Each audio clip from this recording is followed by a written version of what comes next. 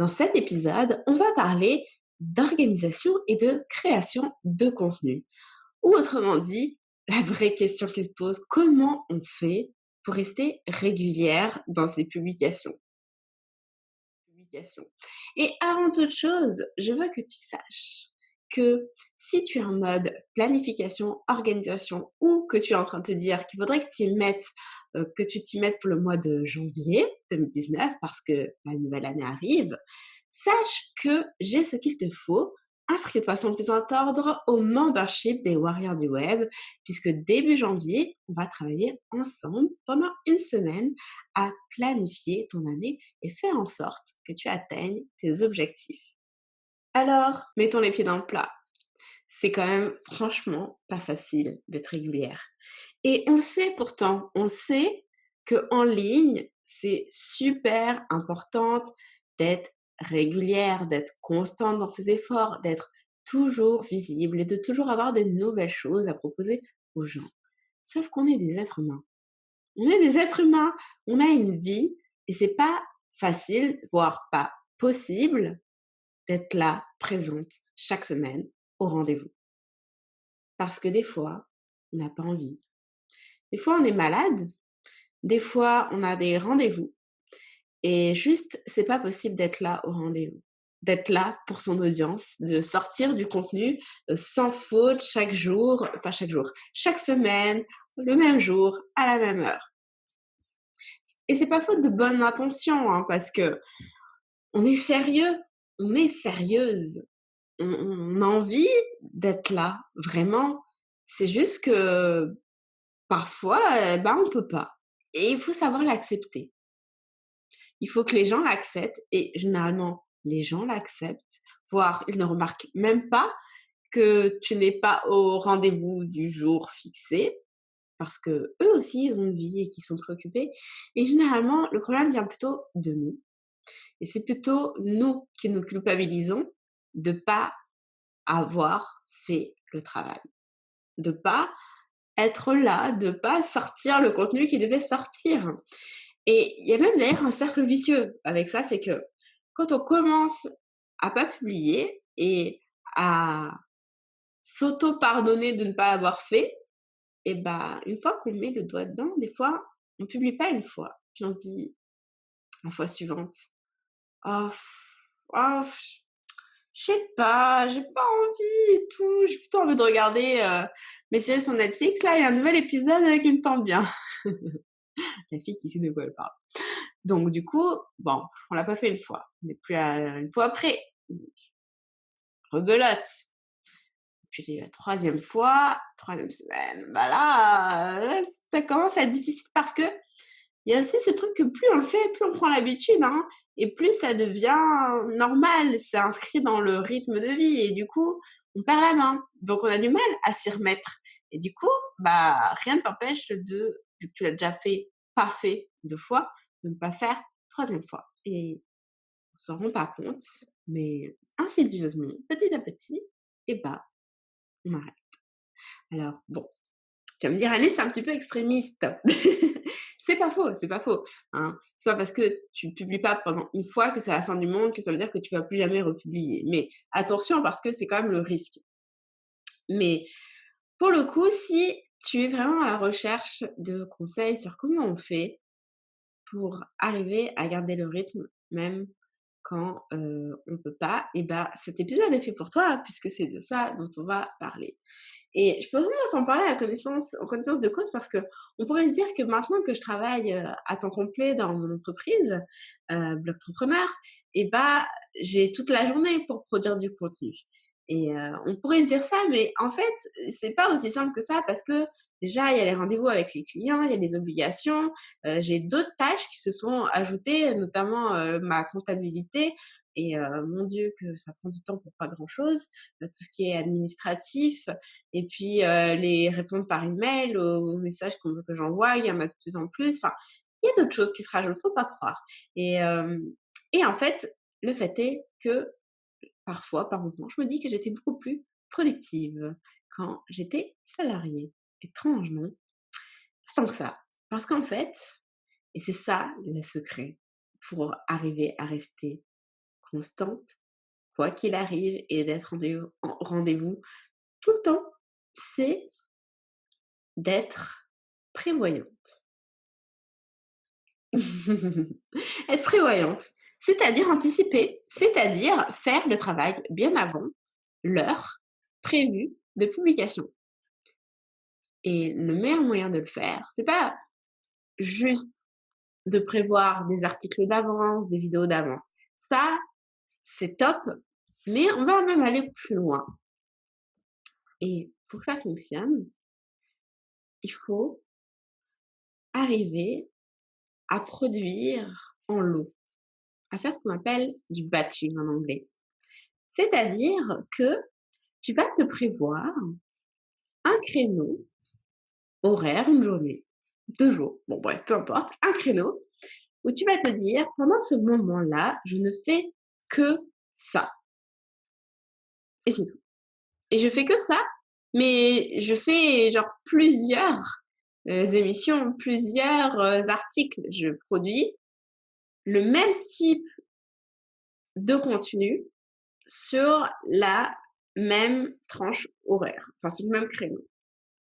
Autrement dit, au moment où tu es en train de enfin en fait, au moment où je suis en train d'enregistrer, plutôt ça, eh bien précédemment, j'ai déjà, produit 3 autres podcasts et je pense pouvoir arriver à en sortir donc un 5e dans la journée. Comme ça, j'ai devant moi 5 semaines de contenu. Alors, on s'entend que je dis pas que là, tout est prêt à publier à la fin de la journée. J'aimerais bien, mais non. Ce que je fais, c'est que là, pendant une journée, donc j'enregistre mes 5 émissions. OK? Après, pour l'édition, je vais me prendre un autre moment enfin de la semaine, où je vais faire que de l'édition. Puis à un autre moment, ce sera que la mise en ligne. Puis à un autre moment, ce sera que la retranscription par écrit, par exemple. Voilà. Le secret, c'est ça, c'est de produire en lot. Pourquoi? Parce que quand on est dedans, c'est plus facile de continuer son effort que d'être interrompu à faire d'autres tâches. Et c'est pas pour rien, je sais pas si le Fordisme te dit quelque chose, en tout cas, si je te parle de travail à la chaîne, ça va te parler. Il a été établi, des économistes se sont penchés là-dessus, sur le fait que les gens étaient plus productifs quand ils faisaient qu'une seule et une unique tâche. Donc, si tu veux être régulière, ça veut dire qu'il faut que tu prévois à l'avance de quoi tu vas parler et que tu produises ton contenu à l'avance. Et pas, enfin, à l'avance, point, point, je reviens à la ligne. Et au-delà de ça, si tu veux arriver à être régulière sans interruption, prévois tout ce contenu d'avance et produis-le d'avance. Et pour être efficace dans ta production, eh bien, découpe cette production en différentes tâches de travail que tu vas aller réaliser en lot pour aller plus vite, pour être dedans, pour ne pas perdre du temps à te dire ah, alors je m'étais dit que j'allais faire un article sur ça. Alors c'était quoi déjà? Je voulais parler de ça, OK. Ah, je me rappelle plus trop. Ouais, ça doit être ça. Bon alors attends, je veux parler de ça, mais dedans, faut que je dise quoi? Ah, il faut aller j'aille chercher peut-être, des stats, des infos. Faut que je fasse 2-3 recherches sur internet et ça y est, tu as perdu le fil. Non. Tu fais tout en une fois. Toutes tes recherches, tu les fais une fois. Toute ta rédaction, tu essaies de le faire en une fois. Tout l'enregistrement en une fois. Comme ça, tu es dedans. Tu perds pas ce temps à te remettre, à te reconcentrer parce que en faisant ça, on peut facilement perdre 20 minutes, une demi-heure, 1 heure, même plus. Parce qu'à partir du moment où tu as mis les pieds sur internet, là, tu as vite fait d'avoir une notification Facebook ou je sais pas quoi et vloup, tu tombes dans le gouffre spatio-temporel des réseaux sociaux et de internet et c'est fini. Donc, le meilleur moyen d'être régulière, d'être là au rendez-vous, c'est de faire ça. Maintenant, ça sous-entend plusieurs choses. Ça sous-entend que déjà, bon, tu sais de quoi tu vas parler, ça c'est le prérequis. Ça sous-entend que donc, si tu m'écoutes, c'est que je considère que tu es une entrepreneur, hein. Ça sous-entend que tu as donc défini ta stratégie de vente au travers de tes publications et ça sous-entend aussi que tu sais exactement quelle tâche de travail tu dois faire dans quel délai pour arriver à produire tel type de contenu. Ça fait beaucoup de conditions, hein. Je sais pas ce que tu en penses, mais ça fait beaucoup de conditions. C'est loin d'être impossible, c'est ce que je fais et d'autres personnes font. Mais ça veut dire, ce que je veux te montrer par là, c'est que il faut d'abord que tu aies pris le temps de te poser et de réfléchir à c'est quoi ton plan de bataille? C'est quoi tes process de production?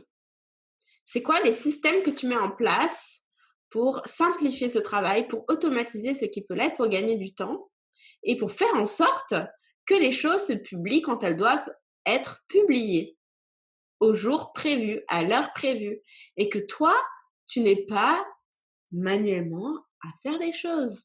Parce que ça aussi, c'est un risque dans ta chaîne que tu prends en te disant que c'est toi qui vas aller publier, partager quand il faut.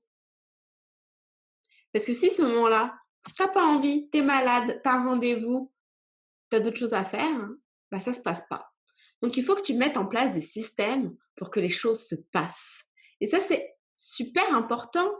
Il faut que tu mettes en place des systèmes pour savoir qu'est-ce qu'incombe la réalisation de telle activité. Comment tu peux rationaliser le coût, le temps, l'énergie. Et si tu sais pas par où t'y prendre pour faire tout ça, rejoins les Warriors du Web parce que au mois de janvier, on va travailler là-dessus.